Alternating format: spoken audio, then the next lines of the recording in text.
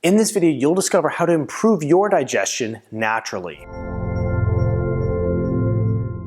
Hi ladies and gentlemen, I'm Dr. Zarowski and welcome back to the channel. Now if you're new to the channel, it's a pleasure to have you here. Be sure to subscribe, hit that bell notification, and join our notification community so I can help you excel your health and your life. Now in this video, I'll uncover how to improve your digestion naturally with fermented foods. Fermented foods are really important to our overall health.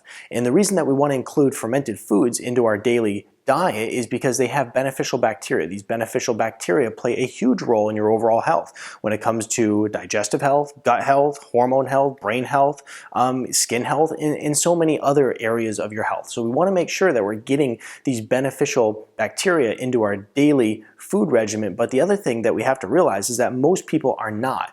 When we look at the food supply today, it's very clean. There's a huge benefit to that. But one of the problems is because we're not going out to our gardens and grabbing food from it on a daily basis, essentially we are not getting the proper amount of probiotics that we need to sustain proper health. There's a sufficient amount of research out there that shows the amount of beneficial bacteria that we have in our diet today versus what there used to be is drastically different. It's drastically declined. So what we'll do is talk about some different really great fermented foods that can naturally help you improve your digestion. Let's go ahead and start with sauerkraut. And by the way, at the end of this video, I'll teach you which ones are going to be the heavy hitters, which ones are going to offer you the most benefit.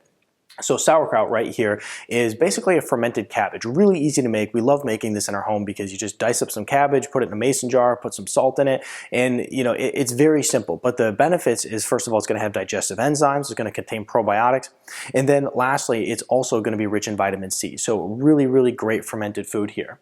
Kombucha is another one that we love. Now this came from the Asian cultures, and essentially what you're doing is you're taking a tea and you're putting a bacterial culture in it, and then you're allowing it to ferment.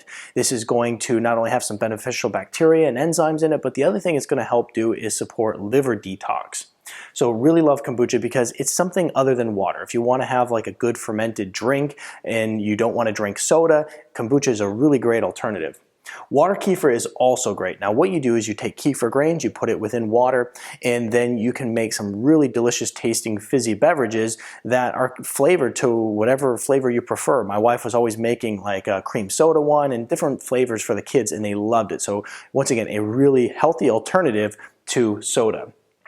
Pickles. Now pickles are great because they're going to be loaded with vitamin K, and they're also going to have that fermented benefit. Now one of the things we have to be careful about when we look at pickles is not all pickles are created equally. We want to make sure that we're getting fermented pickles and not just vinegar-based pickles. So in this whole process of making pickles, they'll use vinegar in many cases because it's easier, less expensive, but you just don't get the benefit when it has a vinegar base versus a good fermented base. So we want to look for the fermented pickles over the vinegar-based pickles. Next here is kimchi. Now kimchi is a lot like sauerkraut, just a little bit different. This is a spicy Korean dish, and essentially it's going to have the lactobacillus kimchi, which is a very beneficial bacteria which is proven to help digestion quite a bit. Kimchi is another thing that you can make at home.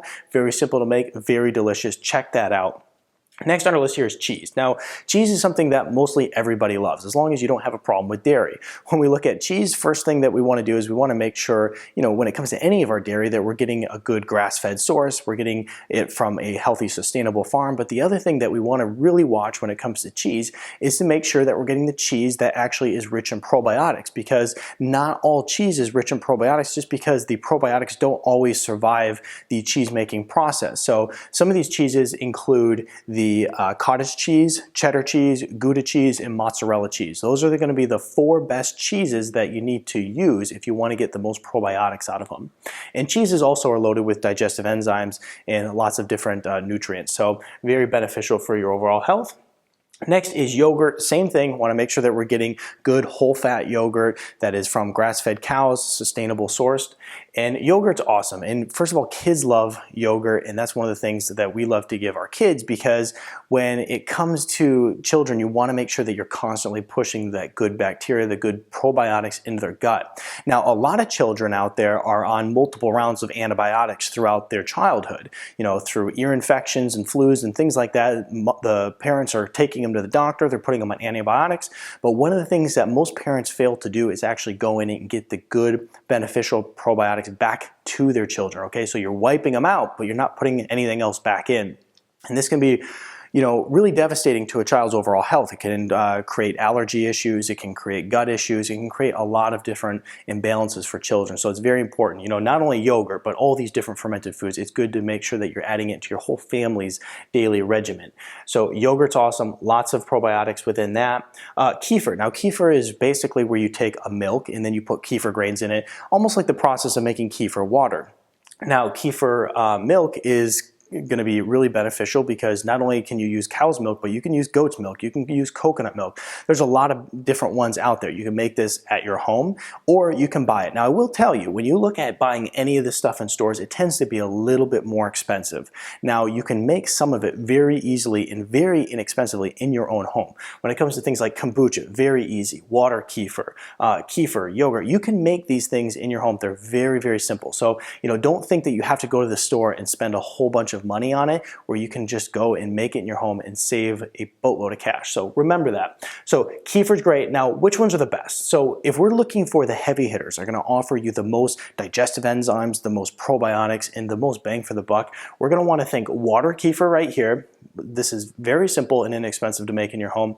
Yogurt and also regular kefir. So these are going to be the heavy hitters that you can utilize. Now, of course, for me, not only do I use these as much as I can, but I also take probiotics daily because I think that it's very beneficial to take a probiotic supplement. I'll go ahead and put a link to the one that I use in the description below.